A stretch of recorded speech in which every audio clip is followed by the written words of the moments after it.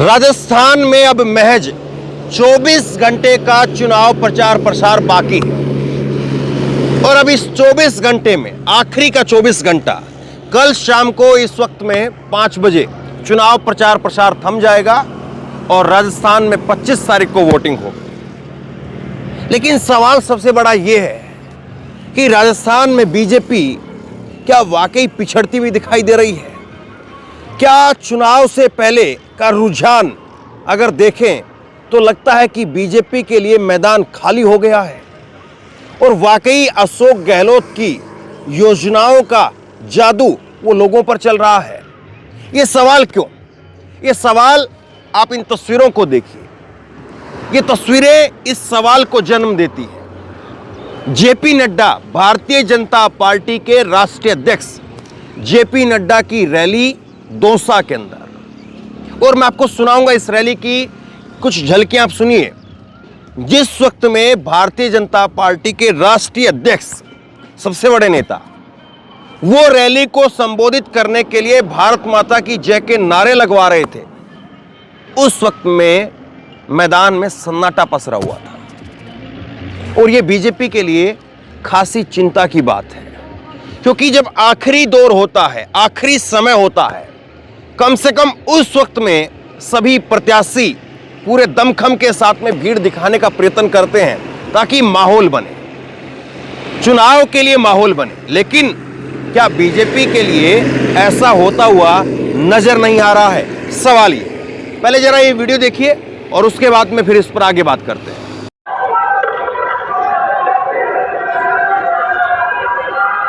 बोलिए भारत माता की, भारत माता की, भारत माता की। आज के इस चुनावी सभा में मंच पर उपस्थित हमारे यहाँ के बहुत ही लोकप्रिय सांसद, मेरी बड़ी बहन सम्माननीय जेपी नड्डा का इस तरह से राजस्थान के अंदर मैदान खाली हो जाना बीजेपी के लिए चिंताजनक है। और यह भी तब जब उनका संबोधन की शुरुआत होनी थी। अनमूनन यह होता है कि बड़े नेता का जब संबोधन होता है तो लोग थोड़ी देर के लिए रुकते हैं और फिर लोगों को लगता है कि अब आखिरी भाषण है, इसके बाद में निकलने में धक्का मुक्की होगी, तो पहले ही धीरे धीरे लोग निकलना शुरू कर देते हैं। अनमूनन ये होता है, चाहे भाजपा के नेता हों चाहे कांग्रेस के नेता हों। इस तरह की तस्वीरें कई सारे नेताओं की रैलियों के अंदर देखने को मिलती है। लेकिन जब शुरुआत हो रही है तभी मैदान खाली है। जेपी नड्डा, उनकी रैलियों का यह हाल है। कल हम लोग जयपुर में थे और जयपुर में नरेंद्र मोदी जी का रोड शो हुआ। करीब 4 किलोमीटर का रोड शो था और उस रोड शो के बाद में भी लोग, जिन लोगों से हमने बात की और काफ़ी लाखों लोगों ने उस रिपोर्ट को देखा है, प्रधानमंत्री नरेंद्र मोदी के रोड शो के बाद भी लोग छोटी चौपड़ में, बड़ी चौपड़ में, राजस्थान में खड़े होकर के इस बात को कहते हैं कि अशोक गहलोत ने काम तो किया है। और बीजेपी के कार्यकर्ता इस बात को कह रहे हैं। कई ऐसे लोगों की वीडियो कल हमें देखने को मिली, उनकी राय देखने को मिली, जब वो कहते हैं कि हम सेंटर में बीजेपी को वोट दे सकते हैं लेकिन अब बीजेपी को वोट नहीं देंगे, अभी हम अशोक गहलोत के साथ में। और कुछ लोग तो ऐसे थे जो उन्होंने कहा कि हम कांग्रेस नहीं बल्कि गहलोत के साथ में। उनकी राय भी मैं आपको आगे सुनाऊंगा। लेकिन अब इस सारे मसले के बीच में एक सबसे बड़ा सवाल ये है कि आखिरकार ये कैसे हो रहा है? क्या वाकई कुछ ऐसा है जो अशोक गहलोत छाप छोड़ने में कामयाब हो पाए? और अगर ऐसा है तो फिर वो क्या है? जरा मैं आपको आज का अखबार दिखाता हूँ। ये दैनिक भास्कर का आज का अखबार है और ये पहला पन्ना, ये भास्कर अखबार का पहला पन्ना है और इसमें लिखा है कि अगर गलत वोट पड़ गया तो सरकारी कर्मचारियों की पेंशन ओपीएस खतरे में पड़ जाएगी। ये भास्कर अखबार का पहला पन्ना है आज का। तो कहीं ना कहीं कांग्रेस अपनी तरफ से इन चीज़ों को भुनाने का प्रयास कर रही है कि सरकारी कर्मचारियों के लिए ओपीएस एक बड़ा मुद्दा है, ओल्ड पेंशन स्कीम एक बड़ा मुद्दा है और उस मुद्दे को हम लोगों तक लेकर के जा रहे हैं, उस मुद्दे को हम सरकारी कर्मचारियों के बीच में ले जा रहे हैं। और बीजेपी इस पर काउंटर नहीं कर पा रही है, क्योंकि ओपीएस के मुद्दे पर लगातार अशोक गहलोत की सरकार वो दाव ठोकती रही और ये भी जो है वो एक तथ्य है कि अशोक गहलोत की सरकार वो पहली सरकार है अभी मौजूदा समय में जिसने ओपीएस को लागू किया। उसके बाद में छत्तीसगढ़ में, हिमाचल में, उसके बाद चीज़ें जो है वो ओपीएस को लागू किया गया और सरकारी कर्मचारी जो है वो इस बात को लेकर के मौजूदा सरकार से जो है वो अलग अलग ग्राउंड रिपोर्ट में देखें तो उनकी राय जो है वो कुछ इससे इत्तेफाक रखती हुई नजर आती है। दूसरा, जब कल कांग्रेस ने अपना मैनिफेस्टो जारी किया तो उसमें जातीय जनगणना, एमएसपी कानून लाएंगे और चिरंजीवी आईवीएफ पैकेज, 4 लाख नौकरी, तो कुछ जो नई स्कीम का कल ऐलान किया गया, ऐसा लगता है कि कहीं ना कहीं उसका भी इम्पैक्ट वो जमीनी स्तर पर दिखाई दे रहा है और उसी की जो है वो एक तस्वीर, एक बानगी वो देखने को मिलती है कि पहली बार ऐसा लग रहा है, हम लगातार घूम रहे हैं और बीजेपी के कार्यकर्ताओं से इस बात को मैं खास करके कुरेद करके इस बात को लगातार मैं पूछता हूं कि अशोक गहलोत का काम कैसा रहा, तो बीजेपी का कार्यकर्ता भी अशोक गहलोत की बुराई करता हुआ नजर नहीं आ रहा है।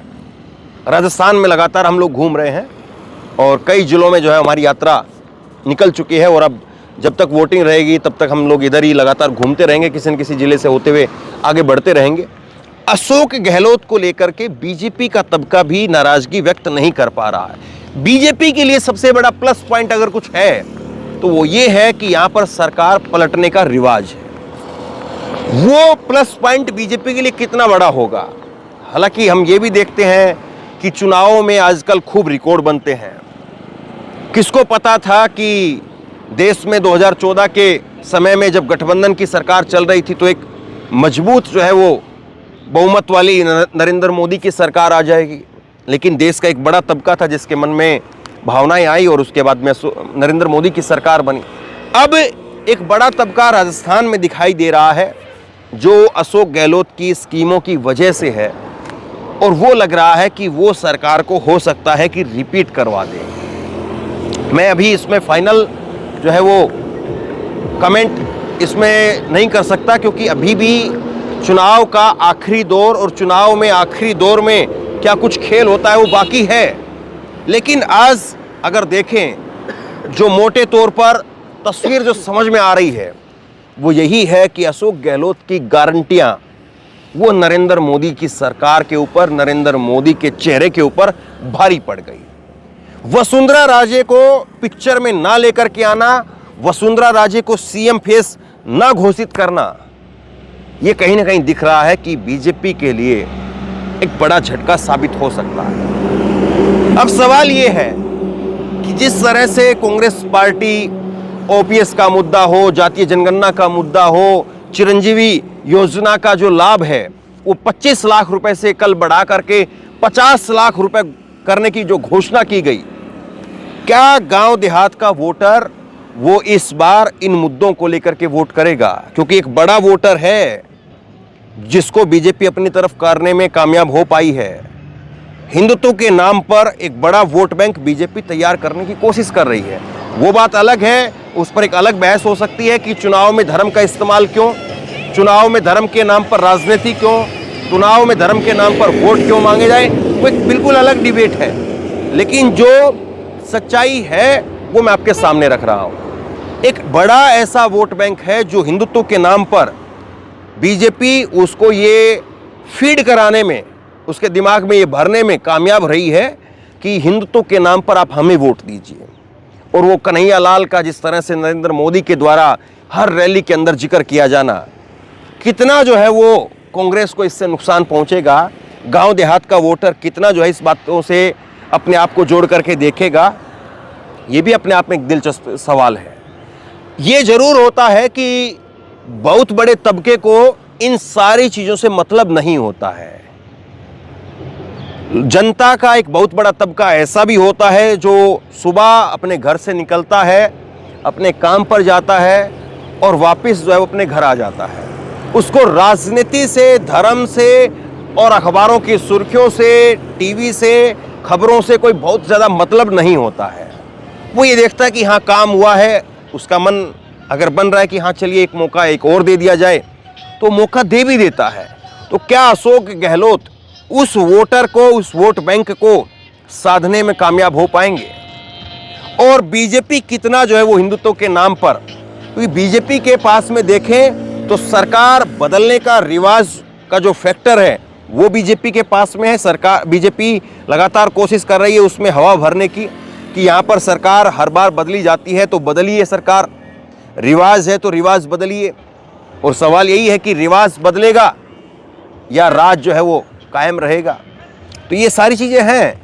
अब नरेंद्र मोदी आखिरी का जो दौर है उसमें कितनी ताकत झोंक करके लोगों को अपनी तरफ कर पाते हैं, ये अब सबसे बड़ा अपने आप में सवाल है कि बीजेपी के पास में दूसरा कोई बड़ा चेहरा नहीं है। नरेंद्र मोदी जी के अलावा बीजेपी के पास में और दूसरा कोई ऐसा बड़ा चेहरा नहीं है जो लोगों को अपनी तरफ आकर्षित कर सके। अमित शाह जी का चेहरा है, जेपी नड्डा का चेहरा है, ये 11वें नंबर से शुरू होते हैं। बीजेपी में 1 से 10 तक नरेंद्र मोदी का चेहरा है। और वो चेहरा लोग ये कह रहे हैं कि ठीक है, एक तबका ऐसा भी है, अभी हमने जयपुर में बात की थी, एक तबका ऐसा भी है जो ये कहता है कि ठीक है हम 24 के चुनाव में मोदी जी को दे देंगे वोट, लेकिन इस चुनाव में इस बार गहलोत को वोट देंगे। एक तबका ऐसा भी है जो इस बात को कहता है। गांव देहात में एक वो तबका है, शहरों में वो तबका है, और बीजेपी इस बात को जो है काउंटर नहीं कर पा रही। नरेंद्र मोदी लगातार कोशिश कर रहे हैं, वो अपनी तरफ से पूरी ताकत झोंक रहे हैं कि आप मोदी के चेहरे पर वोट करिए। हालांकि मध्य प्रदेश में उन्होंने एक नारा जरूर दे दिया था, एमपी के मन में मोदी, मोदी के मन में एमपी, लेकिन राजस्थान में उस तरह का नारा नहीं दे पाए। एक नारा जरूर बीजेपी की तरफ से दिया गया है, मोदी साथे राजस्थान। ये जरूर बात जो है वो बीजेपी के पोस्टरों में दिखती है, मोदी साथे राजस्थान। लेकिन उस नारे को भी अगर आप समझेंगे, अगर बारीकी से उस नारे को देखा जाए तो इस नारे का मतलब ये होता है कि मोदी के साथ राजस्थान, यानी मोदी राजस्थान के लोगों से बड़े हैं। इस नारे का अगर मतलब देखा जाए तो वो यही निकलता है, मोदी साथे राजस्थान, मोदी के साथ राजस्थान। अब जाहिर सी बात है, इसको राजस्थान का जो आदमी है वो स्वाभिमानी आदमी है। राजस्थान में हमेशा स्वाभिमान को लेकर के यहाँ पर एक लंबी लड़ाई इतिहास से आप उठा करके देखेंगे तो बार बार यहाँ के लोगों ने लड़ी है। तो ये फैक्टर कहाँ तक है, कहाँ तक लोग इस बात को समझ रहे हैं, कहाँ तक राजस्थान का बुद्धिजीवी तबका वो इस बात को समझ रहा है, वो अपने आप में एक अलग डिबेट है, वो अपने आप में एक बड़ी चुनौती है, बड़ा सवाल है। और उस पर कितना नंबर जो है वो नरेंद्र मोदी का खराब होगा, कितना नरेंद्र मोदी की साख खराब होगी कि आप राजस्थान को अपने से जो है छोटा करके दिखा रहे हैं। राजस्थान साथे मोदी ये होता तो शायद जो है वो इस नारे की ज़्यादा सार्थकता होती कि राजस्थान के साथ में मोदी है। अब मोदी के साथ में राजस्थान जो है वो बीजेपी कह रही है। तो ये सारी चीज़ें हैं, चुनाव का आखिरी दौर है, अब 24 घंटे का खेल बचा है। हर पार्टी, हर नेता, हर उम्मीदवार अपनी तरफ से पूरी ताकत झोंकने की कोशिश कर रहा है। जनता किसके साथ में कितना जुड़ पा रही है, सवाल ये। अशोक गहलोत क्या अपनी ट्यून को बरकरार रख पाएंगे, या जिस तरह से बीजेपी लगातार सेंधमारी की कोशिश कर रही है उसमें कामयाब हो पाएगी, सवाल ये भी है। शेयर कीजिए इस खबर को, लोगों तक पहुंचाइए, और आप क्या सोचते हैं नीचे कमेंट बॉक्स में लिख करके जरूर बताइए। और लगातार इसी तरह से अलग अलग जगह पर हम लोग पहुंच रहे हैं। क्या कुछ लोग कह रहे हैं, क्या माहौल दिख रहा है, क्या कुछ लोगों के मुद्दे हैं, लोगों को समझ में क्या आ रहा है, वो सब चीज़ें टटोल कर, खंगाल कर, निकाल कर आप तक पहुंचाने की पूरी कोशिश है। शेयर कीजिए इस खबर को, और इसी तरह की तमाम खबरों के लिए ऑनलाइन न्यूज़ इंडिया को सब्सक्राइब कीजिए, साथ में जो बेल आइकन है घंटी उसको जरूर दबाइए, ताकि जैसे ही कोई खबर अपलोड करें उसकी नोटिफिकेशन सीधे सबसे पहले आपको मिल सके। अगर ये वीडियो फेसबुक पर देख रहे हैं तो फेसबुक पर हमारे पेज को लाइक कीजिए, फॉलो कीजिए और इस खबर को शेयर कीजिए। बहुत बहुत धन्यवाद।